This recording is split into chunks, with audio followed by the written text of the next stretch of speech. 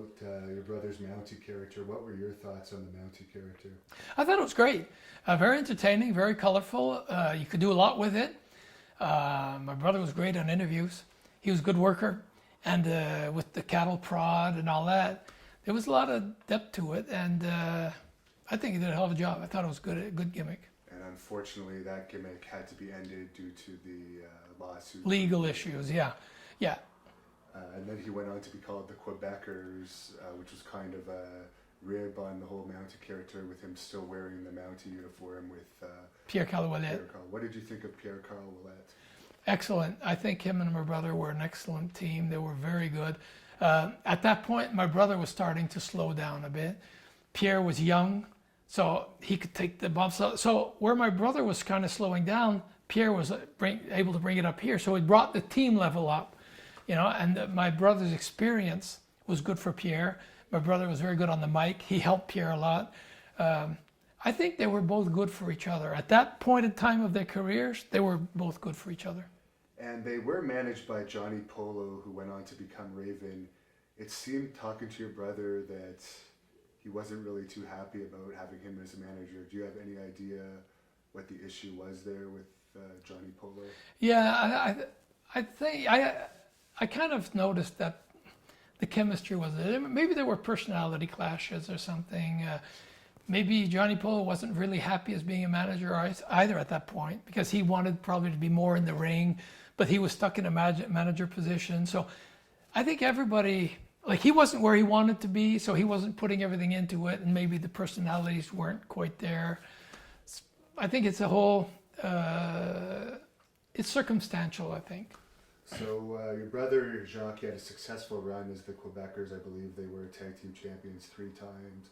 Then he eventually decided to have his first official retirement match in 1992 at the Montreal Forum, which I believe was sold out. Yes, it was. Yeah. Probably the last legitimate sellout. Yeah, probably. Yeah. And you managed Jacques for that. What are your memories of that night?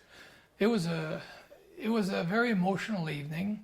I thought it was officially his retirement match. So I was like, for me, it was the end of an era. Me, I had already retired.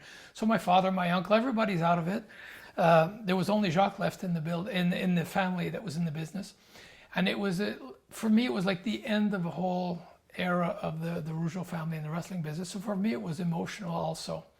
So it was memorable. The atmosphere, the everything you felt the intensity, the emotion in the place. It was really a nice evening. As I was reading on Wikipedia, I hadn't heard of this until recently, that you actually had a 6-man tag team match in the late 90s with Jacques and Pierre against Edge, Sean Stasiak, and Tom Brady. Right. That was back then because of my working visas. My working visa was as, like when they brought them out, was as a wrestler. I'm a commentator now. And there was one guy, Guy Horet, which was with Edward Carpentier doing a French commentator. He left on bad terms with the WWF. And so then he was trying to have me barred from doing interviews, because he said his working visa's for a wrestler and he's working as a commentator, it's fraudulent, this and that. He was threatening Vince. He was actually trying to blackmail Vince for money out of that. So anyways, Vince has a lot of legal people and stuff, and he says, hey, he says, Ray, you can still wrestle? Sure. So they booked the match. We did the one match, you know. He still wrestles. So if they want to see, he's as a wrestler, sure, and they show the match. This is the date. Doesn't have to wrestle every day. I can still wrestle. So that's why we did that. So you actually did team with the Quebecers one time only. Yeah, yeah.